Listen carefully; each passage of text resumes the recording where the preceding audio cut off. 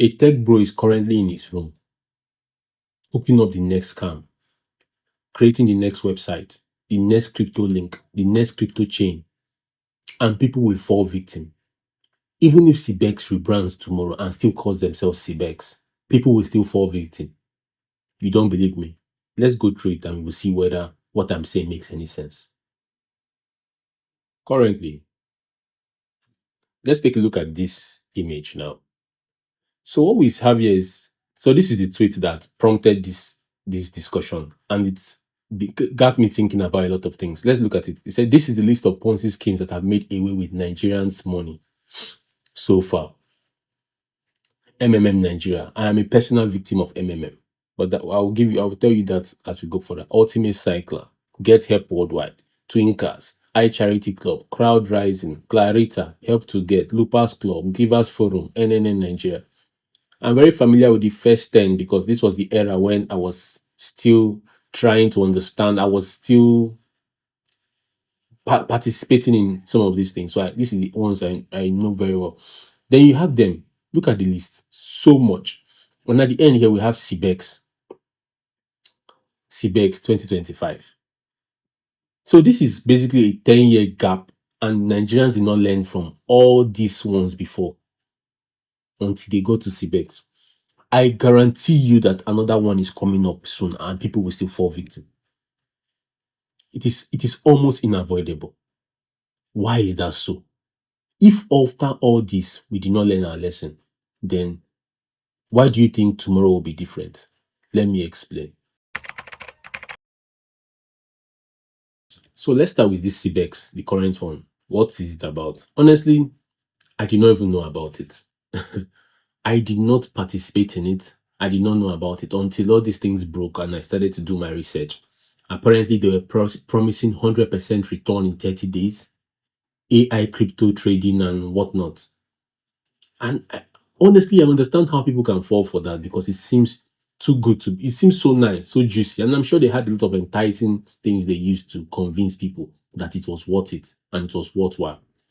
But there is AI crypto trading, it doesn't exist. Even quant traders on the New York Stock Exchange still have human inputs that they input into trading. 100% guarantee in 30 days. My God. How aggressive is that thing going to be for you to get 100% in 30 days? Even 100% in 6 months isn't even an investment opportunity. 100% in 6 months, even 1 year, you are thinking, really? How many things are that good to be true? And they came to give it to you publicly. Think about it. So basically, that's what this CBEX was about. Convincing people that they will invest, as the Ponzi schemes in Nigeria usually is, invest and you make a certain amount of money. I don't know if there was a recruitment plan for this, whether you bring people in and all that, but the point is that put your money in and somehow your money will multiply. That is the bottom line of what this CBEX was all about, and people fell victim to it. Why do Nigerians fall victims to Ponzi scheme? I think for me, I boiled it down to two things. Two things. One, greed. Number one, greed. Anywhere you are told that you will get 100% return in 30 days, and you believed such a person, you are a greedy person because nothing is that good to be true. It's like telling you that there's a tree where you go and pluck money from. Greed is the foundation of the problem here. The get rich quick idea is the foundation of the problem, nothing else. We have their other problem, but I'm saying the foundation of the problem is greed. Because someone who is very contented cannot participate in things like this. In fact, there are people who invested up to $100,000. How can you have $100,000 as spare cash and you invest in a platform like this? Are you a fool? Are you thinking? Are you exercising your common sense? $100,000 and you put it in a platform like this. My God. The second problem, I think, is lack of financial education. And the lack of financial education here is a lot of people are not educated about financial principles, financial practices, the financial markets. They rely on secondhand information or from people who they perceive to be more knowledgeable than them. And it also stems from the general lack of collective literacy among Nigerians. What I mean collective literacy. Nigerians as a collective are illiterates. We are educated illiterates. That is the Nigerian collective. That is my personal opinion. You can disagree in the comment section if you want. I just believe that Nigeria, we are collectively illiterates. This is where I would be a bit lenient towards our people, Nigerians. The CBEX scam apparently was well orchestrated, and they were even involving radio houses and prominent people to push forward the message of this CBEX scam. And that is where there's a problem. How were they successfully able to use radio houses to do jingles, adverts, and promotion for CBEX? That is troubling. That is really troubling. And there was no check, there was no balance. Where was the government? Even the people that allowed those adverts, those things to play in their radio houses, they should hold a certain level of accountability. And I know if it's in America, definitely they will. Because where was your due diligence? Where was their certification from the financial commissions in Nigeria? We have several of them. Where was their certificate? Well, what did how did you get to the point where you are using a public tool and disseminating information that is deceptive? That is a problem. That is a big problem.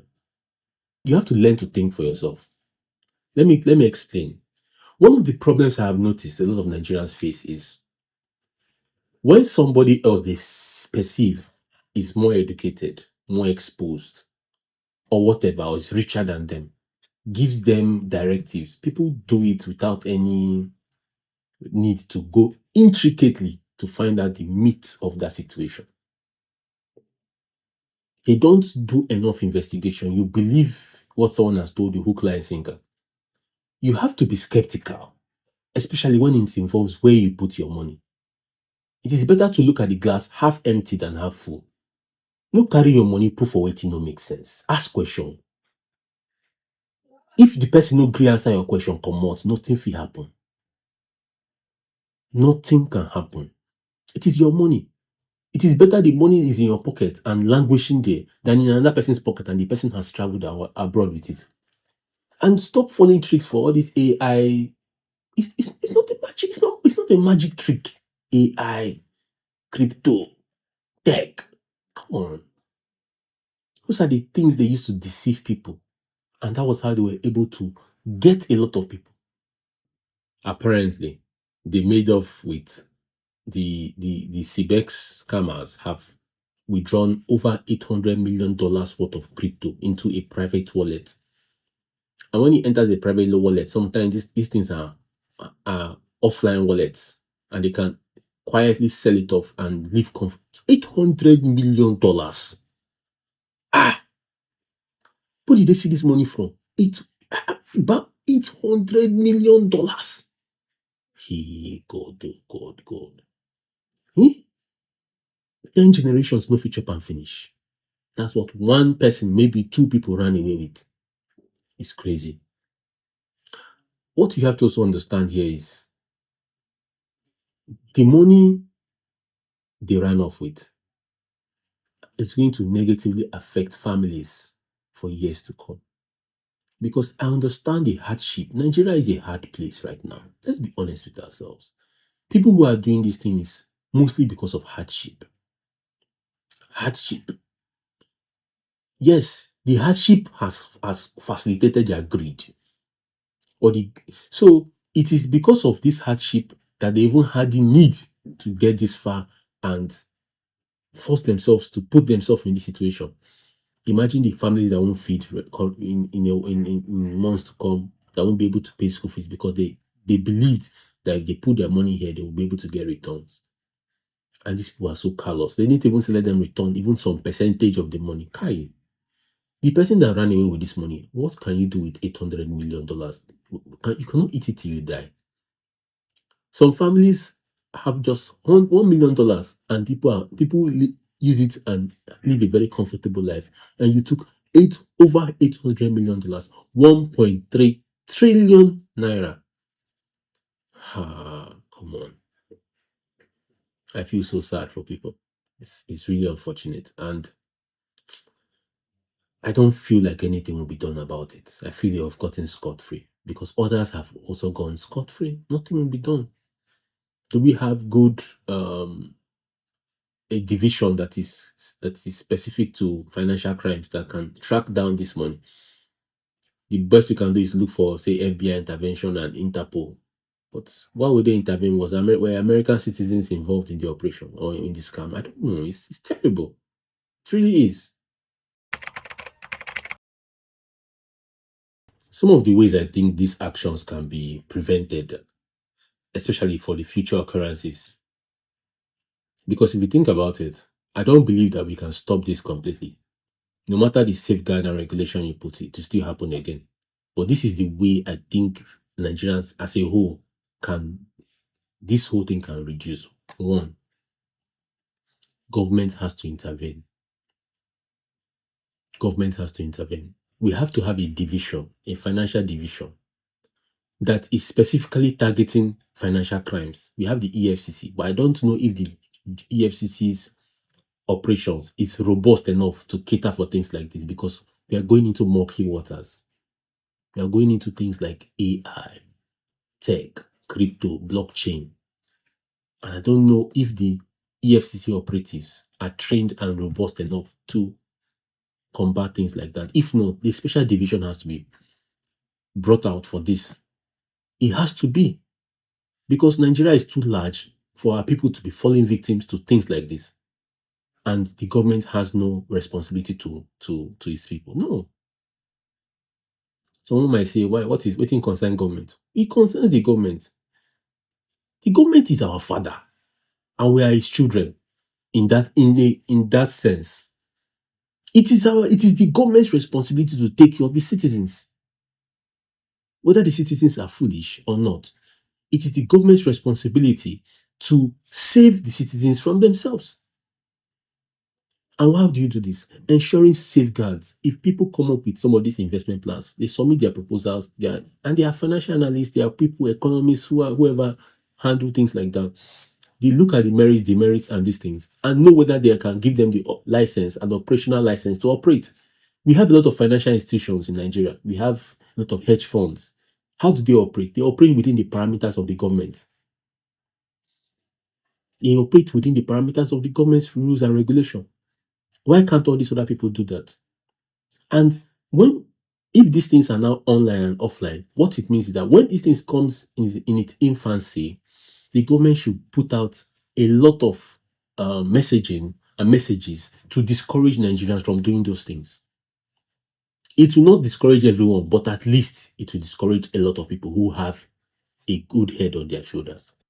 The second one is financial literacy. Nigerians as a whole we have to really, really improve financial literacy. Because come on, how does someone promise you 100% return in 30 days and you believe something like that? Anything that is too good to be true is too good to be true. Rule of thumb. Anything that is too good to be true is too good to be true. Take this pill and you will lose weight in 10 days. Lie. Drink this water and you will lose weight in 5 days. Lie. Why is it a lie? Because the time frame is too short. The body metabolism doesn't work like magic. If he said, take this pill and you lose weight within a year, within 6 months, it can be believable. But when someone begins to make outlandish claims for you, because that is the only way to recruit people, they have to make outlandish claims. Also, anything that feels like a Ponzi scheme is a Ponzi scheme. There are no two ways about it. You don't have to think, oh, maybe it is not, maybe it is. It is a Ponzi scheme. As long as it feels like a Ponzi scheme, it is a Ponzi scheme. It will collapse one day. It is a certainty. If you think you are bold enough to start it, fine. The only people who are ever successful are those that start it early. Then the ones that come later, rock pool, they are gone. They are gone. Anything that is too good to be true is too good to be true. Do not believe anybody when they tell you, I'll give you outlandish claims. 100% return in 30 days. If you invest here, you will buy land, you will give you a car, we will give you goat, we will give you a house. Buy this land and pay only 1 million, and we'll give you this house. You can start living here for 20 years with your family, and you can get oil, you can get plantain, and you believe and you pay them. Mama. I'm naturally skeptical though. I am naturally skeptical. I'm curious. If I don't understand how something works completely, I don't do it.